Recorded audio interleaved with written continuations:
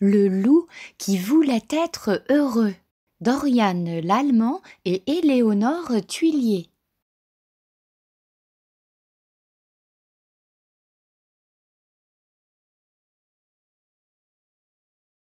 Il était une fois un loup qui vivait dans une belle forêt avec tous ses amis. Il s'appelait Loup. Un matin, alors qu'il jardinait, Loup déterra un vieux coffre rouillé.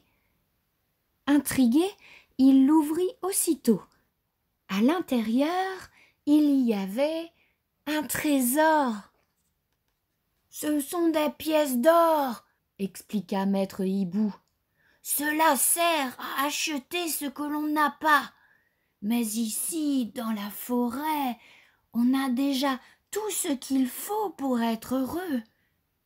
Remets ce coffre où tu l'as trouvé, crois-moi. » Et si maître Hibou se trompait, pensa Loup.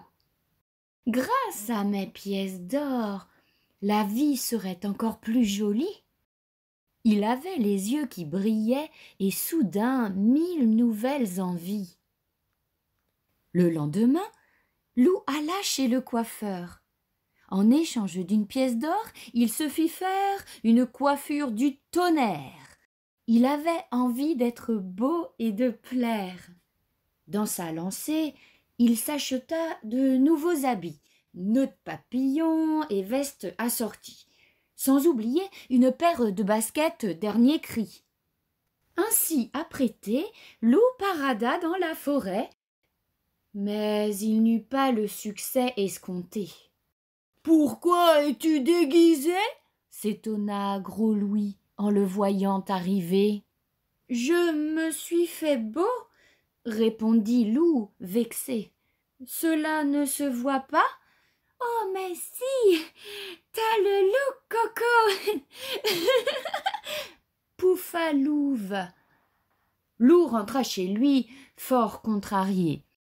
Pour se consoler, et comme il ne savait pas bien cuisiner, il se fit livrer un super goûter. Cela lui coûta quelques pièces d'or, mais il se régala comme jamais. Bonbons, gâteaux, plats raffinés, il en profita pour remplir tout son garde-manger. « Maître Hibou a beau dire, » sourit-il, « s'offrir des mets délicieux, moi, cela me rend heureux. » Pourtant, au bout de quelques jours de ce régime princier, Loup commença à se sentir ballonné. Il avait le ventre lourd et tout l'écœurait. « Manger simple, c'est le secret d'une bonne santé, » dit Gros Louis en lui apportant un bol de soupe. « Tu devrais faire de l'exercice, tu te sentirais mieux, » ajouta Valentin. Loup décida alors de se mettre au sport. Avec ses pièces d'or, il s'acheta un nouveau vélo, des haltères, des chaussures de course, une combinaison de natation. Chaque jour, il se levait tôt pour courir, faire de la musculation, puis il enfourchait son vélo. Il eut bientôt de jolis biscottos. Loup se mit à lancer des défis à ses amis. « Qui fait la course jusqu'au grand chêne ? Qui fait le plus beau plongeon ? Qui ?» Bien sûr, c'était toujours lui qui gagnait. Un matin, même Alfred en eut assez. « L'important, c'est de s'amuser, pas d'être le premier, » ronchonna-t-il. « On dirait que tu l'as oublié. » Alfred a raison. Je ne m'amuse plus assez, réalisa Loup. Et si je m'achetais des nouveaux jouets ? Loup prit une poignée de pièces d'or et partit faire du shopping dans la ville voisine. Il louchait devant les vitrines. Tout le tentait, tout lui faisait envie. Il revint les bras chargés de paquets et les déballa devant ses amis médusés. « Génial !» cria Valentin. « On peut essayer ce ballon de foot ?»« Et installer le train électrique électriques? Demanda Gros Louis. Ne touchez à rien, répondit Loup. Ce sont mes jouets. Puisque tu ne veux pas prêter, fit Louve, on préfère s'en aller. Loup se retrouva seul avec ses achats et, très vite, il s'ennuya. Pour être heureux, je n'ai pas besoin d'eux, grogna Loup. Vous savez quoi, maître Hibou? Je vais agrandir ma maison. J'aurai un nouveau grand salon avec une super télévision. Mais pourquoi? S'étonna le vieux hibou.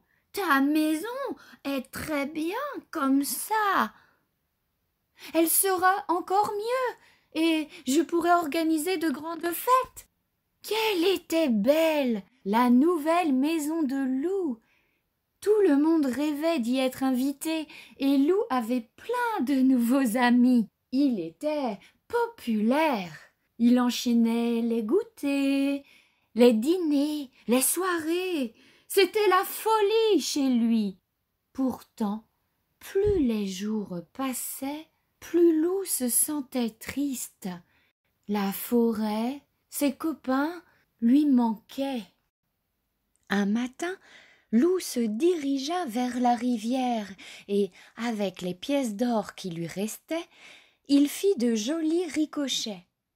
À la rivière de décider où ces pièces doivent aller, s'exclama-t-il, le cœur léger.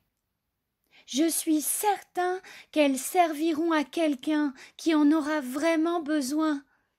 Apercevant ses amis, Loup les appela. Ils s'approchèrent en traînant les pattes. « Je me suis mal conduit, s'excusa-t-il. Mais maintenant, je sais ce qui rend la vie jolie. C'est être heureux avec ce que j'ai, c'est vous avoir auprès de moi, parce que je vous aime, voilà. » Il y eut un grand silence, et puis... Ah, quand même, rugit Valentin, tu en as mis du temps. Oh, il faut toujours que tu fasses n'importe quoi, soupira Joshua. Enfin, tout le monde était heureux dans la forêt. Si je comprends bien, fit demoiselle Yéti, c'est l'heure du méga gros câlin de copain.